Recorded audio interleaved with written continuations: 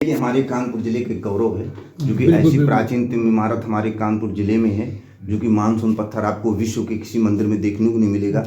बच्चे हमारे इतिहास किताबों में पढ़ते हैं, लेकिन आज इतिहास यहाँ दिखाई देता है। ये हमारे कानपुर जिले के बच्चों का सौभाग्य है कि जैसे सिंधु घाटी, हड़प्पा, ये जो आज पाकिस्तान में चले गए, लेकिन आज इन बच्चों को हकीकत में देखने को मिलते हैं। जैसे समुद्र में मानसून बनना स्टार्ट हो जाएगा, वैसे यहाँ बूंदे आ जाती हैं। अच्छा। हाँ, और जैसे बरसात होना स्टार्ट होगी, यहाँ बूंदे ऑटोमेटिकली सूख जाती हैं।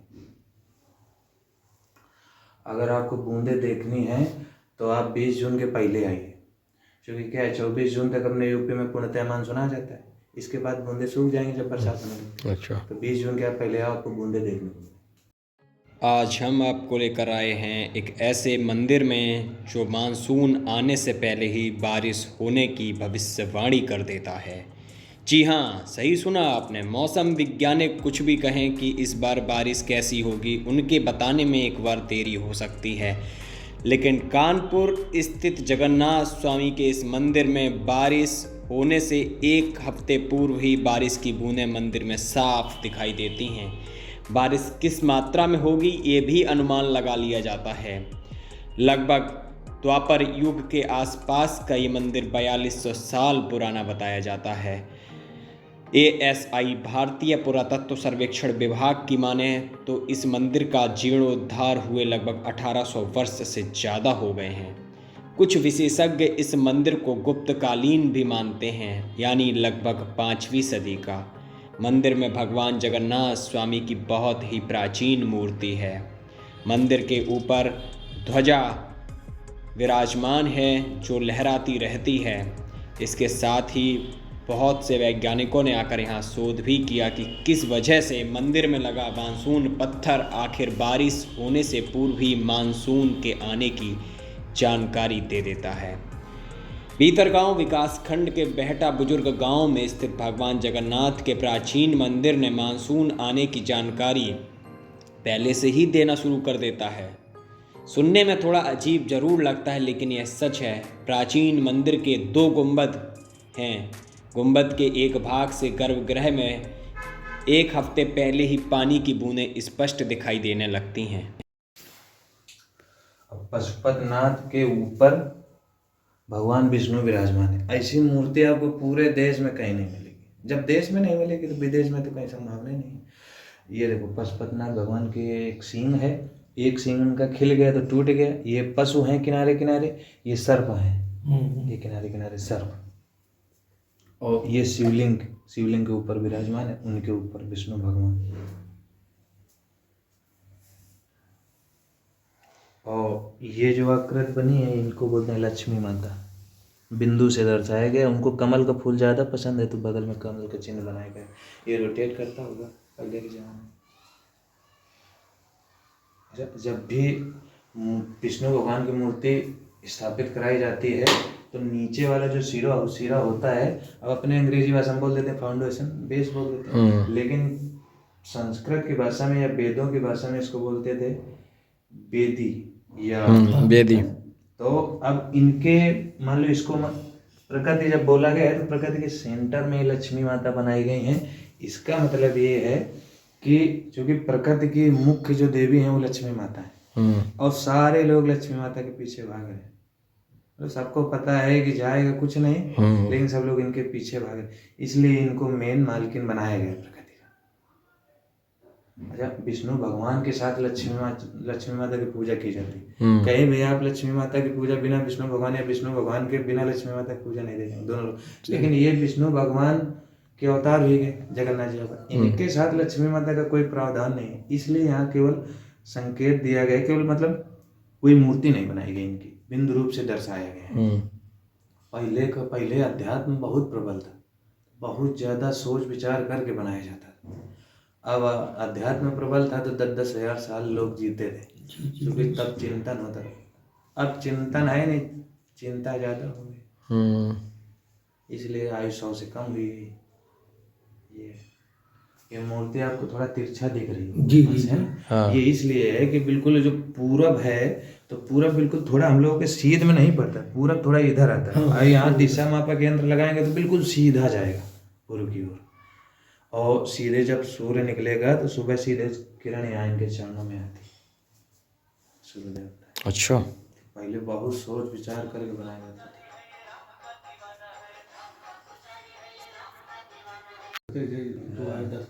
यहाँ के लड़के जुड़े हैं ना गांव वाले, वो अपना पोस्ट डालते रहते हैं जो कुछ कार्यक्रम होता है। यार जब भी इनकी वेशभूषा बदली जाती है तो नई नई फोटो डाली। अच्छा, सारे पत्थरों से बूंदे नहीं गिरते, केवल एक। ये जो वर्गाकार।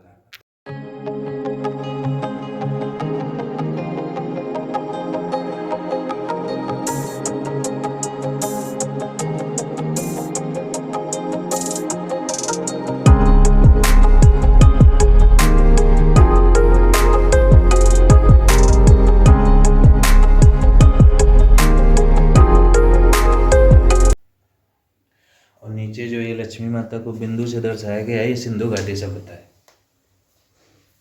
Indus valley civilisation. और सिंधु घाटी और हड़प्पा सभ्यता का आपको कोई स्थान जीवंत हालत में नहीं मिलेगा, इसको केवल छोड़ के, क्योंकि जितने भी स्थान मिले सारे खुदाई से खंडहर मिले। यही केवल स्थान है जो इतना प्राचीन है जहाँ पर सिंधु घाटी और हड़प्पा सभ्यता आज भी जीवित है। नहीं तो चाहे जितने उस सभ्यता के हो, कालीबंगा हो, मोहनजोदड़ो, सारे खुदाई से खंडहर मिले। यही केवल ऐसे स्थान है जहाँ, और इतने ये सबसे पुरानी संस्कृति, इससे पुरानी कोई संस्कृति ही नहीं सिंधु घाटी और हड़प्पा से, इसलिए इतना प्राचीन बोला जाता है। अच्छा, ये एक जैसे ये पत्थर, दूसरा प्रमाण हम आपको देते हैं कि इतना पुराना कैसे है। अब सरस्वती नदी थी, वो महाभारत काल के बहुत पहले विलुप्त हुई गई थी। अब प्राकृतिक परिवर्तन होते रहते हैं, तो प्राकृतिक परिवर्तनों के कारण वो नदी विलुप्त हुई गई थी महाभारत काल के बहुत पहले। अब केवल गंगा है, जमुना है, सरस्वती नहीं है। तो ये जितनी ये हड़प्पा सभ्यता और सिंधु घाटी सभ्यता है, ये सारी सरस्वती नदी के किनारे पाई जाती है, या बोले नदियों के किनारे पाई जाती थी। अच्छा, आप लोग कहीं गए होंगे, मंदिर, बहुत सारे मंदिर घूम चुके हैं, लेकिन ऐसा पत्थरों का मंदिर आपको वहां मिला होगा जहाँ आसपास पहाड़ हो, लेकिन यहाँ 200 किलोमीटर तक कोई पहाड़ है नहीं। तो इतना ये पत्थर वाला आइटम ये इतना सब लाए कैसे गया? पहले ट्रक हो या कोई ट्रेन तो चलती नहीं। तो इससे प्रमाणित होता है कि न यहाँ सरस्वती नदी रही है, और दूसरा जो अनुमान ये है कि गंगा से ये बिल्कुल सेंटर है, यहाँ से गंगा की दूरी भी उतनी है जितनी जमुना की दूरी। अच्छा, हाँ, जितनी आज गंगा में ये दूर है उतना जमुना में। और त्रिवेणी में पहले 3 नदियां मिलती थी, गंगा, जमुना, सरस्वती, उसी को संगम सरस्वती। सारे पत्थरों पे नक्काशी केवल एक पत्थर है, चारों कोनों से बराबर है, इसी से बूंदे गिरती हैं। जैसे समुद्र में मानसून बनना स्टार्ट हो जाएगा, वैसे यहाँ बूंदे आ जाती हैं। अच्छा, हाँ, और जैसे बरसात होना स्टार्ट होगी, यहाँ बूंदे ऑटोमेटिकली सूख जाती हैं।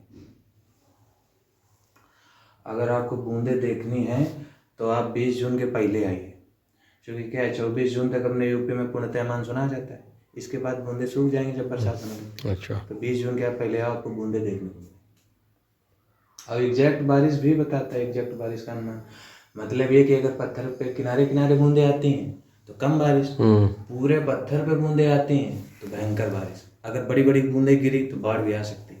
अच्छा, हाँ, यही तो बड़ा आश्चर्य है कि आज का जो वैज्ञानिक है उनके मतलब आधुनिक युग की मशीनें इतना एग्जैक्ट नहीं बता पाते, लेकिन ये प्राचीन समय का पत्थर समुद्र से इतना दूर, यहाँ से कितना दूर समुद्र, पता नहीं कैसी चुंबकीय शक्ति है, यहाँ तुरंत बूंदे आ जाएंगे। जैसे वहाँ बनना स्टार्ट हो जाएगा मानसून, यहाँ बूंदे आ जाती हैं। यही इस मंत्र की खासियत है।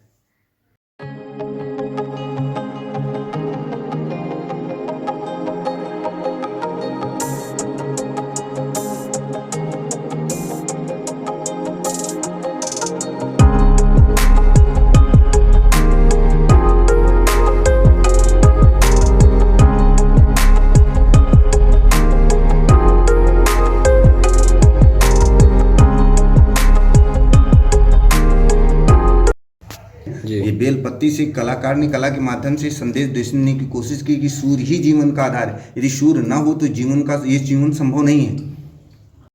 मंदिर के मुख्य पुजारी शुक्ला जी ने हमें बताया कि ये उनकी तीसरी पीढ़ी मंदिर में सेवा कर रही है और उनके पूर्वज भी मंदिर की सेवा करते रहे हैं। मंदिर के एक गर्भगृह में भगवान विष्णु की बहुत ही प्राचीन मूर्ति अभी भी बंद है। बाहर कुछ मूर्तियां हमें खंडित अवस्था में दिखाई दी। इसके अलावा मंदिर के बाहरी दीवारों पर लगभग हमको चक्र की आकृति दिखाई दी जो बहुत ही प्राचीन थी। इसमें बड़े आकार का चक्र दिखाई दिया, साथ ही भारतीय पुरातत्व सर्वेक्षण विभाग द्वारा वहाँ काम भी किया जा रहा था। फल फूल के पेड़ पौधे आसपास लगाए जा रहे थे और बाउंड्री वॉल को भी तैयार किया जा रहा था। मंदिर के ऊपर ध्वजा विराजमान है। आप सभी एक बार इस मंदिर में अपने परिवार के साथ अवश्य विराजें, पधारें और दर्शन करें और मानसून पत्थर की खासियत को देखें। जय जगन्नाथ भगवान, जय राधा रानी की। बहुत जल्द ही एक नए वीडियो में मुलाकात होगी। तब तक आप चैनल को सब्सक्राइब करें, वीडियो को लाइक करें और दूसरों के साथ शेयर भी करें।